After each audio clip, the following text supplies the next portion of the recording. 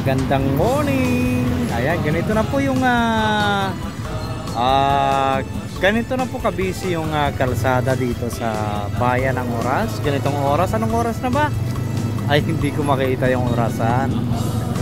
Shoutout ka pala doon sa mga nanonood sa atin, lalo na yung mga nasa abroad. Ito po, busy ng kalsada dito sa bayan ng Oras, Eastern Samar.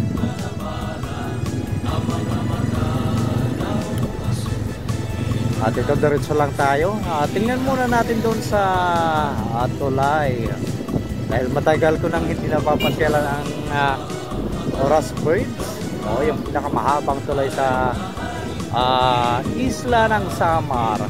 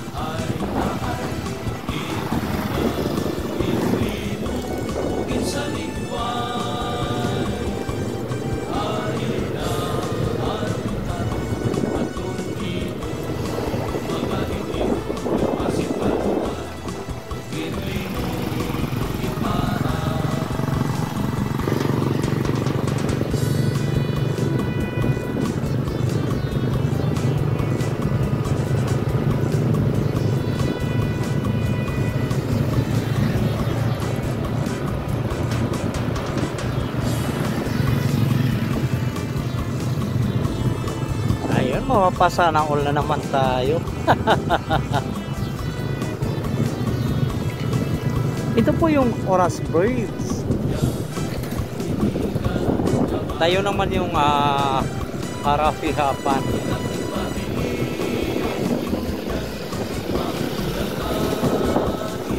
Nag-uulan kaninang umaga.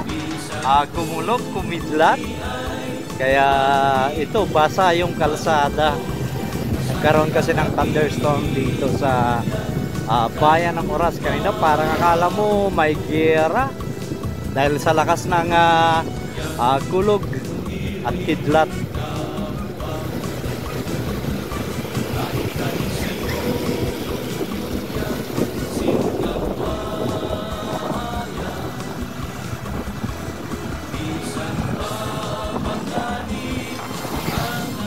At ayan naman yung lawing na parating lumilipad dito sa may Oras Bridge.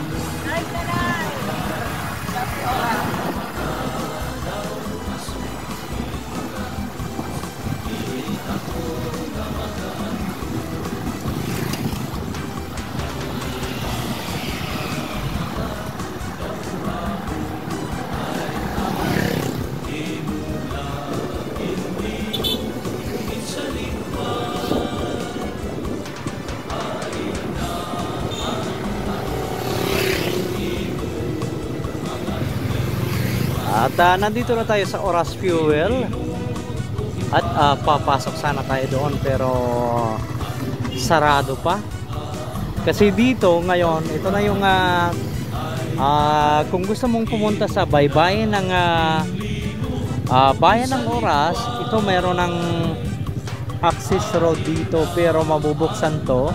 Medyo matagal-tagal pa. Pero yung doon sa Monbon, na pwedeng maging access road papuntang baybayin, bukas doon, pero medyo may mga nakaharang na mga ano to, cottage. So cottage sa baybayin.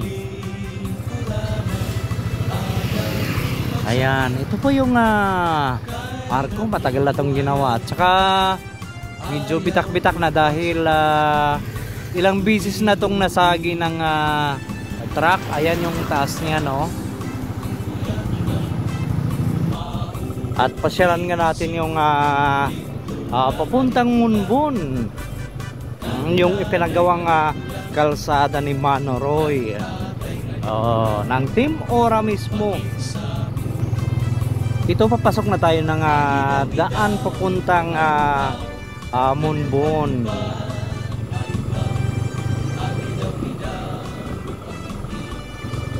At ayan naman yung covered court ng covered basketball court ng Barangay Tawagan.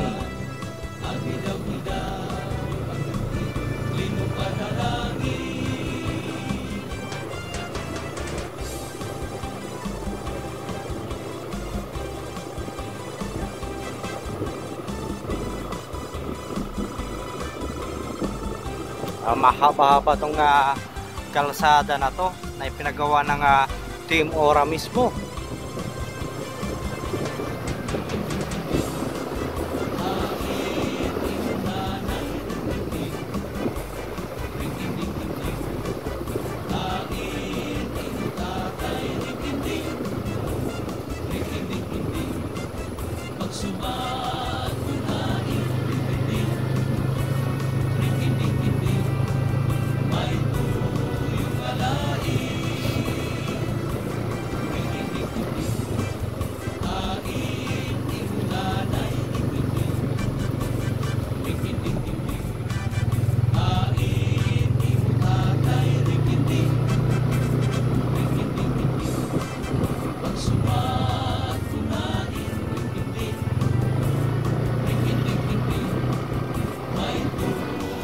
At nandito na tayo sa baybayin ng munti ka maabot ng alon. Ito po yung 6.5 kilometer na shoreline ng Oras Bay.